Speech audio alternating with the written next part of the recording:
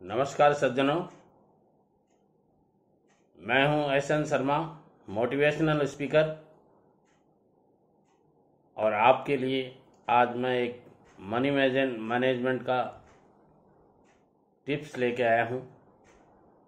उन टिप्स को आप ध्यान से सुनिए, बहुत काम आएंगे आपके बिजनेस में।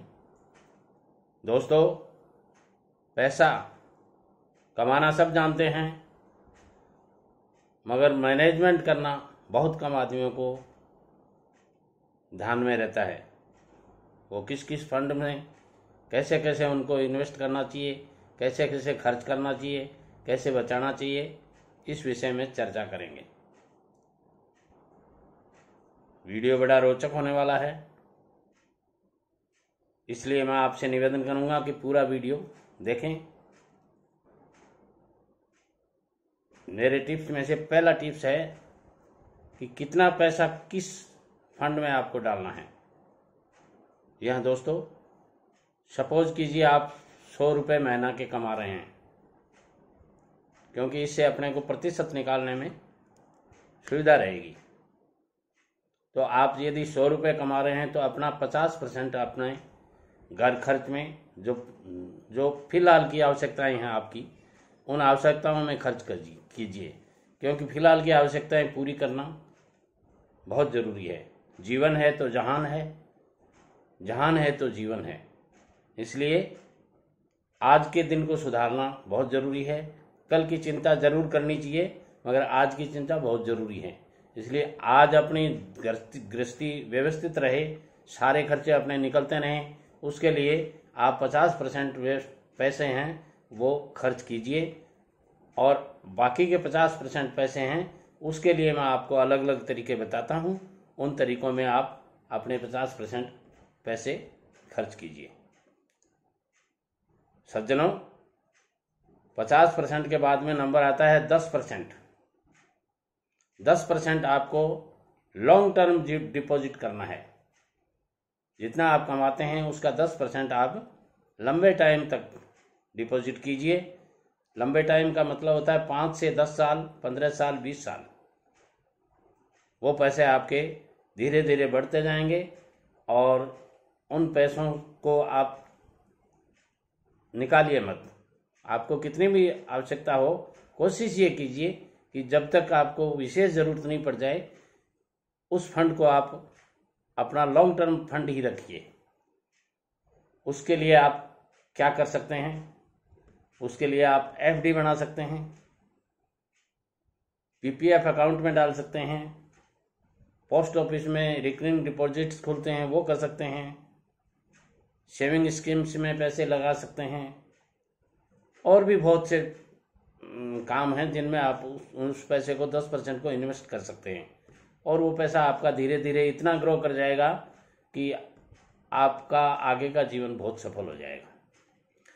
फिर 10% आप अपना ऐसे काम में लगाइए जो आपके किसी भी विपत्ति के टाइम में काम आ जाए।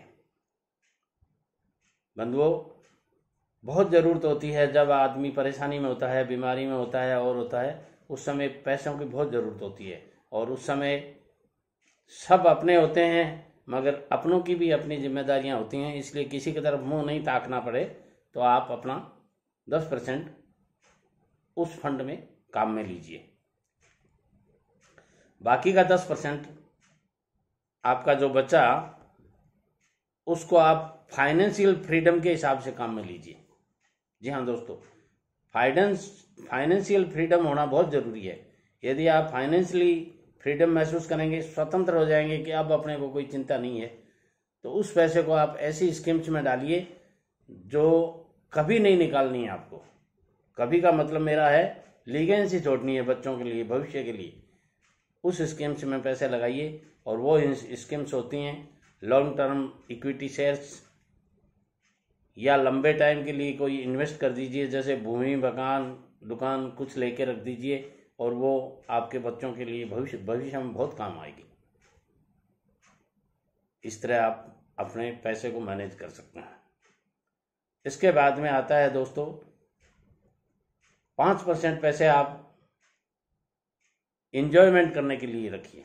साल में एक बार घूमने कहीं जाइए, बच्चों के साथ जाइए, अपने बुजुर्ग माँ बाप को तीर्थ करवाइए। बहुत कुछ काम ऐसे हैं जो आप साल के प्रतिदिन नहीं कर पाते हैं, उन कामों में वो 5% पैसा लगा सकते हैं।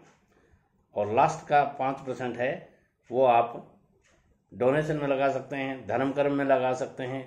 बहुत तरीके हैं। किसी ऐसा है कि सेवा कर सकते हैं, गोधन संरक्षण में भी लगा सकते हैं, बच्चों की एजुकेशन में भी लगा सकते हैं। बहुत कुछ है।